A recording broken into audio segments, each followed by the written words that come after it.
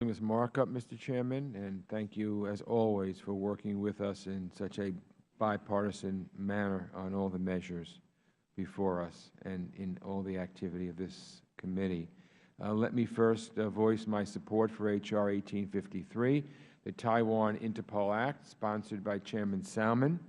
This bill would direct the executive branch to help Taiwan receive observer status in the International Criminal Policy Organization known as Interpol.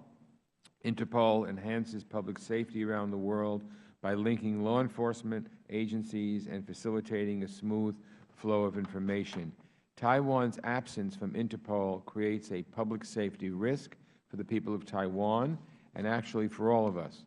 This legislation will help put Taiwan on a path to observer status in Interpol, the same status it enjoys in other international organizations like the World Health Assembly. I urge all of my colleagues to support this. Let me next thank Representatives Shabbat and McCollum for introducing the Girls Count Act. Around the world, over a third of children under the age of 5, mostly girls, have no registration of their birth. A lack of documentation creates a dire vulnerability to child labor, human trafficking, and child marriage. Their lives are defined by limited choices and opportunities, and the long-term development of their communities is also dragged down. The Syria refugee crisis has presented an acute example of this challenge. H.R. 2100 will ramp up efforts to get more children registered. It authorizes the State Department and USAID to work with local governments to expand access to registration programs, helping children get off to a good start. So I urge all my colleagues to support this bill as well. I'm also glad that Chairman Royce has reintroduced the United States International Communications Reform Act, which I'm proud to co-sponsor. This bill, which passed the House unanimously last year, would bring a much-needed overhaul to the Broadcasting Board of Governors.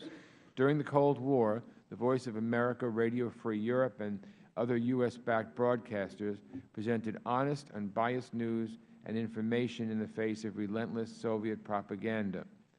Mr. Royce and I both support these kinds of programs.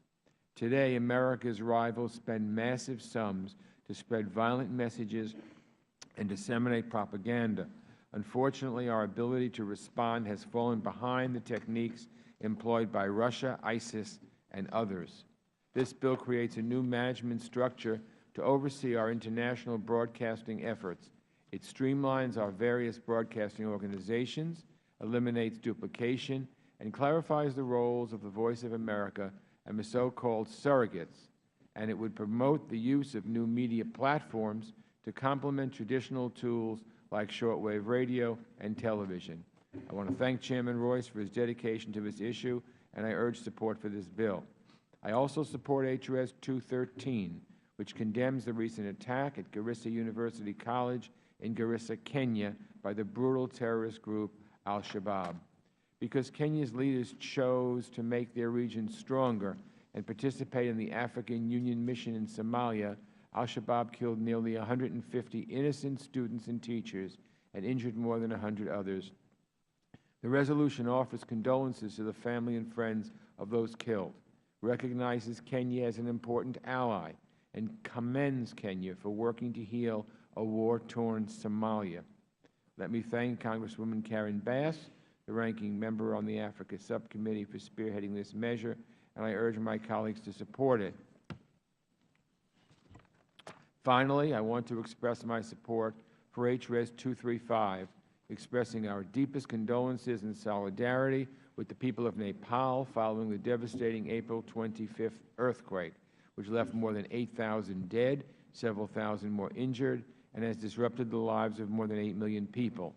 But even in such a tragedy, we are inspired by the global response, partners like India and Japan, and of course, our American search and rescue teams have done incredible work, whether first responders from a few miles away from here in Fairfax County or from the California Fire Department, along with American Marines, including 6 who lost their lives in a tragic helicopter crash, and the Congress paid homage to them yesterday. More than 50 aftershocks have shaken Nepal since April 25th, and there will be more, and that's why we need to work with partners to ensure the people of Nepal are prepared for these kinds of natural disasters in the future. This resolution signals our commitment to that goal, and I urge our colleagues to support it. Again, Mr. Chairman, thank you for your work to move forward with these important bills. We appreciate very much working together in such a bipartisan manner. Thank you, Mr. Engel.